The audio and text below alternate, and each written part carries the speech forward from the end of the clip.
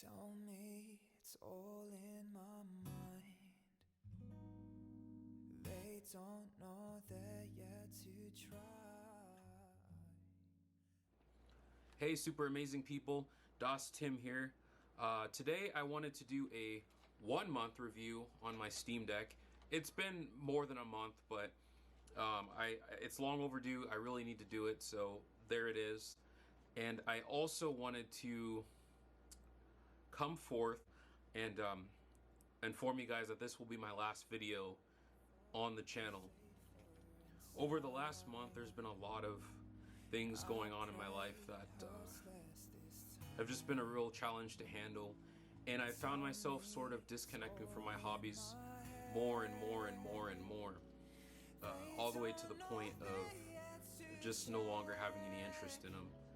And so I want to thank you guys from the bottom of my heart for supporting my channel, especially the really nice comments from you guys saying, that you guys are my friends now. And I'm sorry I don't want to get choked up on camera and become a meme, but that meant the world to me to hear from you guys. Depression sucks, it really does, and I just want you guys to know that if you ever find yourself at a super low point like myself, please reach out to the National Suicide Prevention Hotline. Those are some amazing people, and they definitely have been there for me during my darkest times, especially as of recently. And so thank you guys for everything that you do. You guys are the most amazing people I've ever met. Alrighty, so the first thing that we're actually going to do is go over the aesthetics of the device and how they've held up. They've held up pretty well for the most part. Everything still looks pretty much brand new, as to be expected. My B button was sticking just a little bit, which was also a common issue. The drift issue, I actually ended up not having to RMA my unit because it seemed to be a software glitch, which we'll get into a little bit later in the video. But there's really no major issues with the aesthetics, no chipping. The plastic still feels great and textured, as you can see in the video. It feels like it did day one. Normally with these plastic devices, especially the textured finishes, you'd start to see finger marks where they wear in. And as we get kind of close here, I'll zoom the camera in just a tad bit so you guys can see that. So you can still see the texturing in those high use areas, if you will. Back buttons still work pretty well. I don't understand why people are saying that it's easy to press these. Again, you really have to press it in there to get it to actually work. So let's go ahead and talk more about the software side of things. I'm going to boot up a game and show you guys why I love this so much. Let's start with Emulation. Alrighty everyone, here is a classic. This is actually Vice City Stories being emulated on the PS2. Emulation performance is amazing. Frame rate's okay. It does kind of skip a little bit in some places, but not too bad. For the most part, it stays at a constant 60. But we're going to talk about some controls and what I really like about this. So the first thing that you're going to notice that Valve has done an amazing job at is all of your quick settings here.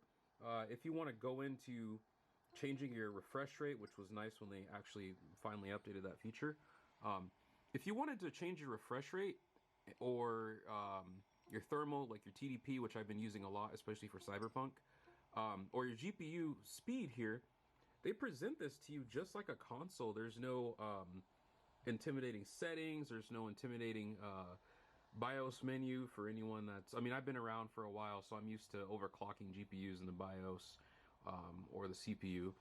But if you're still relatively new to gaming, that would be intimidating for you. But what they have done an amazing job at is presenting it to you in a package that's really easy to understand. I'm not a fan of the big picture, which is what Valve is currently using for PC, but it's just awesome how friendly or user-friendly it is. Even when you go into the menu to make custom controls, it shows a diagram of the deck. Now I'm emulating this through PCSX2 using the Emu deck. I recommend Emu deck because it just does a great job at organizing your ROMs. But if I go here and we just go ahead and turn on our per game settings, if I wanted to clock the refresh rate up there to 60, really smooth. Now, when you're emulating, I do recommend just keeping it at 60 hertz. Not a huge issue with the battery here. We're at 80%, and we have about 4 hours, and that's just playing a PlayStation 2 game here. It is fairly demanding in some areas, especially with the rain. You guys see it's kind of jumping around a bit, but yeah, it's just wonderful. Let's just get a little bit of gameplay in there. What do we got here?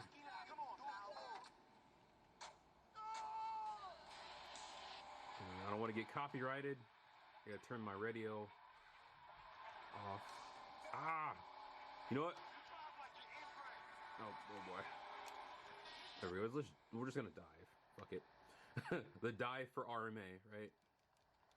Okay, so yeah, this is this one. So now I'm gonna go ahead and show you guys a pretty demanding game and show you just how well the Steam Deck runs a game like that. Alrighty, awesome people. So here is Cyberpunk. I don't care what anyone says. I love this game. Yeah, it does have its issues. Also, if you notice the picture changed, my DSLR died, so I ended up having to bring out my iPhone.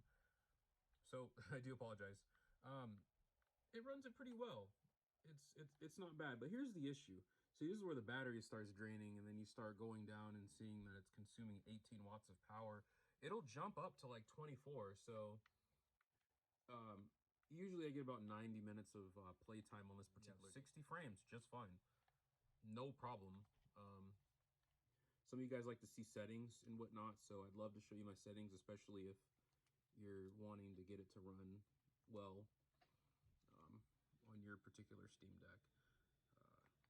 It does have a Steam Deck preset, but like everyone said, don't use it. It's kind of shit.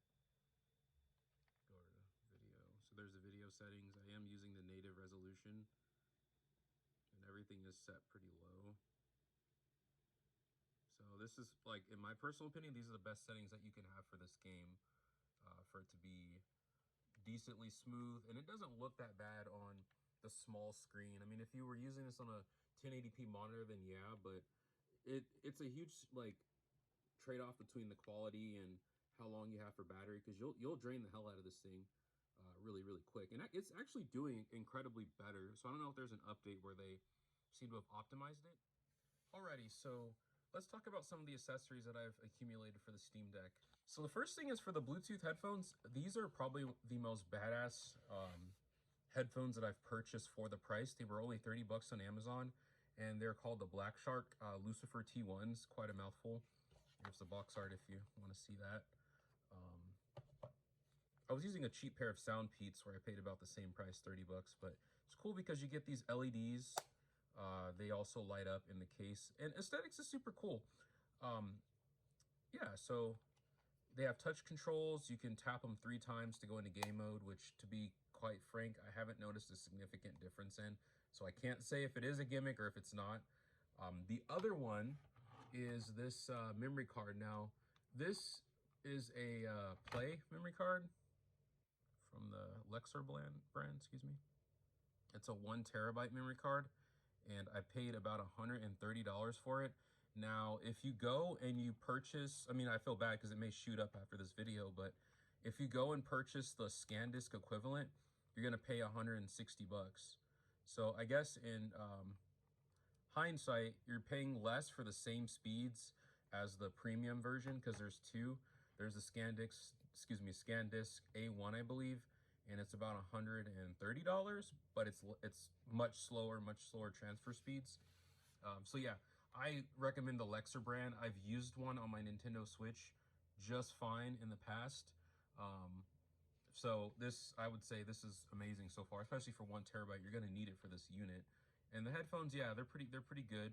Bluetooth works okay. There is a little bit of latency depending on the headset you have. There's not a whole lot of latency using these headphones, which is what they kind of advertised. And usually I try to take all that as a grain of salt because it's, you know, marketing gimmick, but these are pretty badass little headphones. I like them a lot. And then you get yourself a USB-C. It's nice that we're transitioning into that. So there is that. I have a power bank I'm using right now to power my ring light. Now, you have to have one that outputs about 45 watts of power, I believe it is. Yeah, so most of them are not going to charge very well. I do realize some of you guys too are probably curious about, can you charge the Steam Deck in your car? We're gonna take a little field trip, and we're gonna see if you can charge these guys in the GTI. And in classic Volkswagen fashion, we got ourselves a check engine light. That looks about normal to me. Okay, so while we're actually waiting for her to boot up over here, I'm gonna go ahead and plug in my USB port.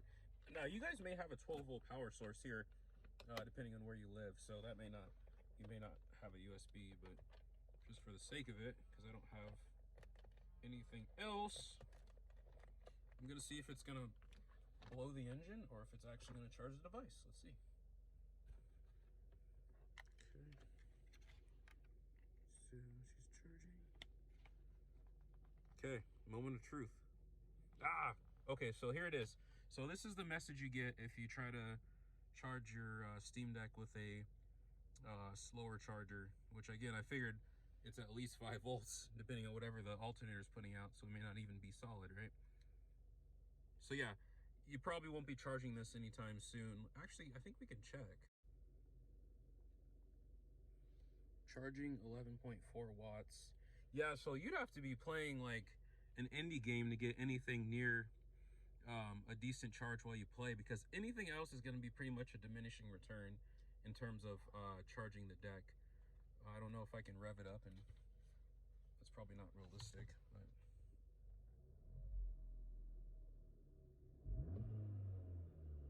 yeah, that's not, I don't know what I was thinking. That was kind of stupid. I'm gonna actually give a shout out to another one of my favorite channels. Whenever I want to see a game tested on the Steam Deck, he's already done a video on it, and I'm like, yes.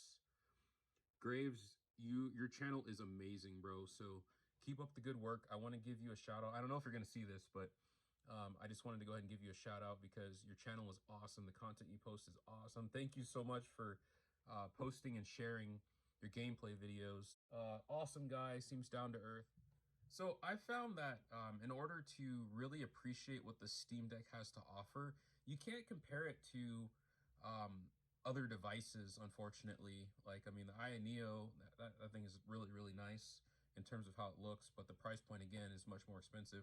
You got to look at this as like a laptop replacement in a sense. So if you want to bring your laptop on the plane with you, right, to go on vacation, you got this big backpack you have to lug around. It's additional carry-on.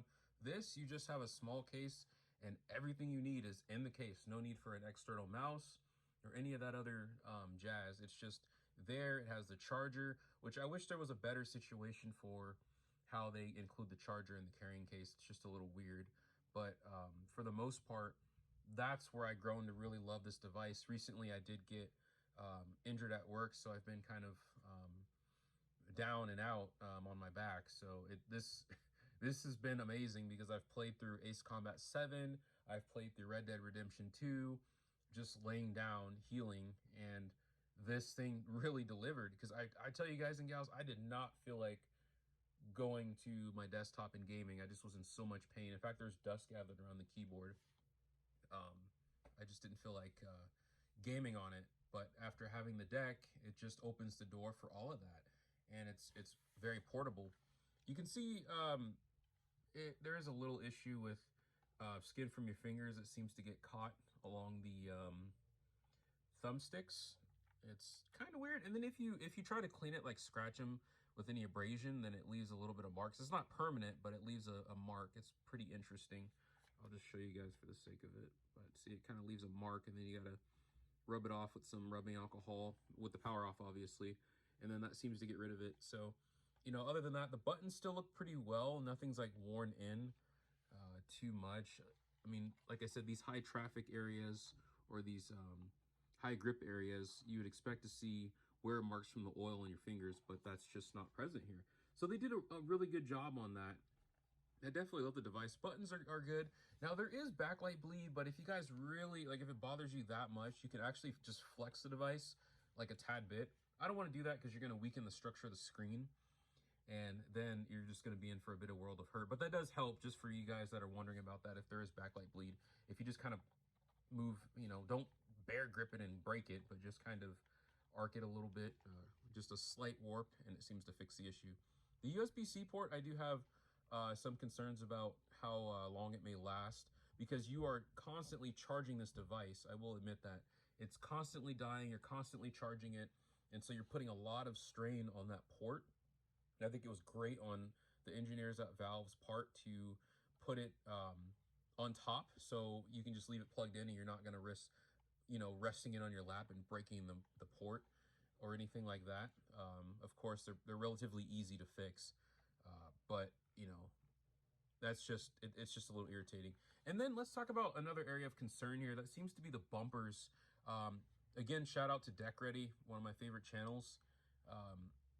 He he had an issue with his one of his triggers breaking, I believe, or the bumper buttons. I've seen this around Reddit. I've seen this on the Facebook page.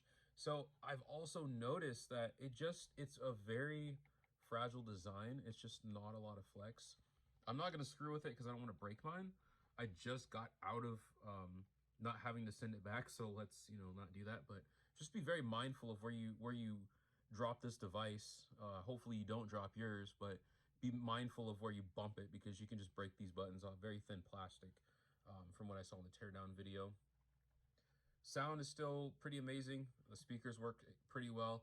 You can get some dirt and grime in here, which is a little irritating, just from how it's designed, from your hands, scanner, whatever rubs off and it gets down into that. That is an issue, but not a huge one. The fan, everything else, it seems fine. Like I said, I'm pretty amazed. It's only been a month, yes, but usually you'd see some wear marks somewhere around that time, especially with the hours I've been putting into it. Be careful with that port up there.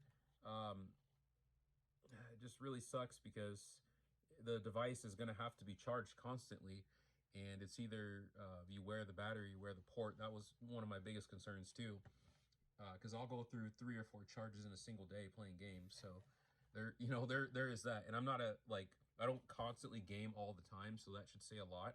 I just play demanding titles, so yeah, that's something to just kind of be mindful of. The Linux side of it, which is super cool, installing apps, there's a little bit of a learning curve, but Some Ordinary Gamer, another one of my favorite YouTubers, has a great tutorial on Linux and kind of get you introduced into it. The guy's a really funny guy. I love his opinions and stuff. He's just a pretty funny guy, not afraid to say his mind. Another channel that I really